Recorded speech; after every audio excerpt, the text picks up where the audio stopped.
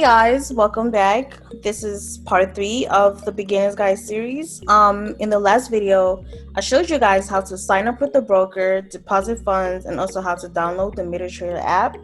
And now in part 3, we're going to be talking about pips, lot sizes, and margin. First things first, looking at this screenshot, looking at this phone right here, obviously you guys can see the currency quotes that we talked about in part 1.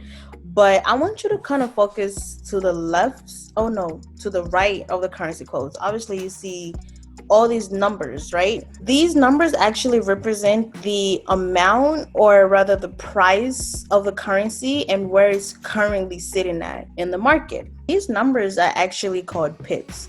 The definition of a pip is price interest point. All right, so a pip is usually the fourth decimal place, but for some currency codes, they go out to 2 decimal places like USD JPY. If you look over to the phone, this is normally how you would see the currency codes and the current exchange rate price. Let's focus on GBP USD, okay? Technically, it goes up to 5 decimal places. It's 1.3239, and then it has that 0 to the top of it. In fact, most of these pairs have the extra number to the top of them. This is called a pipette. So it's not exactly a pip, it's only a fraction of a pip. Honestly, it's usually disregarded. So just always try to remember that pips, we start counting pips from the 4th decimal place. Unless it only has 2 decimal places, then you would only start counting from the 2nd decimal place.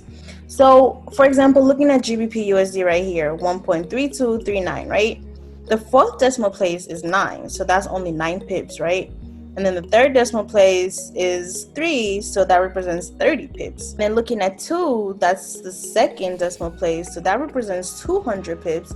And then 1st decimal place, that's 3,000 pips, right? Let's just try and do some examples just to kind of make sure we all understand, right? Okay, let's say we're currently looking at the market and GBP USD is currently sitting at 1.3239, right? And then let's say a couple hours later, we look at GBP USD and now it's actually sitting at 1.3279, okay? So there's a change from 1.3239 to 1.3279, right? So obviously it went up. But now what you have to figure out is how many pips did it go up, right? Let's see. It went up 42 pips. Let's look at another example, okay? Okay, so when we looked at it, it was sitting at 1.3239, and then a couple hours later, it's now sitting at 1.3139. How many pips did it go up or down? It went down 100 pips because it was 3239 and now it's only 3139. So we actually went down, we sold for 100 pips. Last example, from 1.3239, and then it changes a couple hours later. The price is now at 1.3237, right? So how many pips did we go up or down? We only went down 2 pips. Just try and do a couple more examples and kind of or go on your trading app, look at, write down what the price currently is, and then come back and look after a couple hours or maybe even a couple minutes, honestly, and then write down what the price is currently sitting at now, and then kind of just do the math for yourself and just figure out how many pips it went up or how many pips it went down. Now we're going to move on to lot size. Lot size is a unit measuring a transaction amount. So your choice of a lot size determines how much you make for each pip. Okay, so for each pip that goes up or each pip that goes down, your lot size determines how much money you make. All right, starting from the bottom, you have your nano lot size, which is the lowest you can make, the micro lot size, then mini, and lastly standard.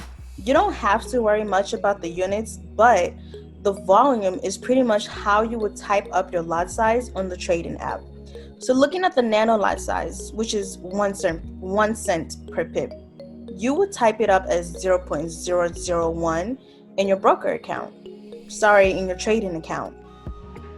Now, just to be clear, A nano lot size is anything between 0.001 to 0.009. And then a micro lot size is anything between 0.01 to 0.09 and so on. Okay, so let's look at an example, okay? Say I only have $50 in my trading account and I'm looking at a trade that has a 50-50 chance it can buy for 40 pips or it can switch up on me and sell for 40 pips, okay? But I'm assuming it's gonna buy, right? So I need to use a lot size that fits my account to where if the trade switches up and I lose money, I only want to lose about $15 to $20 for those 40 pips, okay?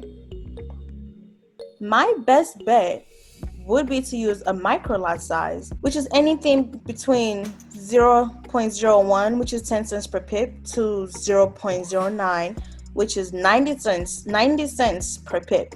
So then I would probably go with a 0.04 lot size, which is 40 cents per pip, and I would make or lose only $16, or I could use a 0.05 lot size, which is 50 cents per pip, and I would make or lose $20.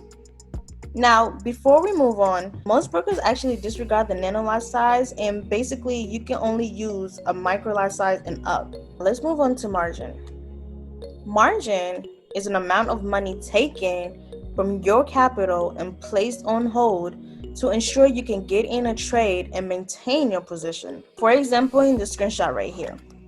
Over at the top, balance is obviously how much you have in your trading account. Equity is how much you have plus or minus profit or loss from any open trades, okay? Now, if you look at margin, it's currently at 0 because I'm obviously not in any trades. Now, in the second screenshot, I'm currently in a trade. Balance stays the same, but equity is now 15 cents more because my trade is 15 cents in profit, okay? Now, looking at margin, it shows 13.84. So this is the amount of money placed on hold until I close out my trade. So pretty much just try and make sure you have more than enough money in your account to take trades. All right, stop loss and take profit adjust price limits. So you're pretty much setting a limit on how much money you lose, which is stop loss, and how much money you make, which is take profit. So in short, stop loss is SL and take profit is TP. When the trade hits your limit, you're automatically taking out the trade. All right, so let's look at the bottom left screenshot, for example. So this is a chart currently looking at GBP USD. We see that the market is currently sitting at 1.38783. Let's predict that the market is actually going to go up, right? So now we're getting this trade for a buy. Now, of course, there's a chance that doesn't actually happen. And what ends up happening is the market drops. So we need to put a stop to how much money we lose just in case that happens. We will also need to put a stop to how much profit we make because obviously the market is not going to go up forever, right? So we need to secure the money we make from that trade. All right, now let's look at the screenshot on the right, okay? It's actually the same trade, but pretty much the market made its move, and lucky for us, it did actually move as predicted. It went up. So now the top of the green box is our take profit.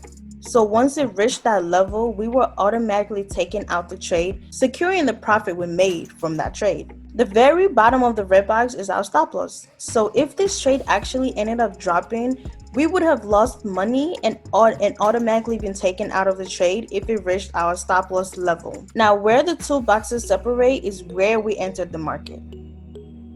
All right, I'm gonna go ahead and end this session right here. I just want to give you guys enough time to focus on what we just went through. So stay tuned for the next videos. Actually, in the next video, I'm gonna be showing you guys how to enter a trade. All right, thanks so much for watching. Make sure you like, comment, and subscribe.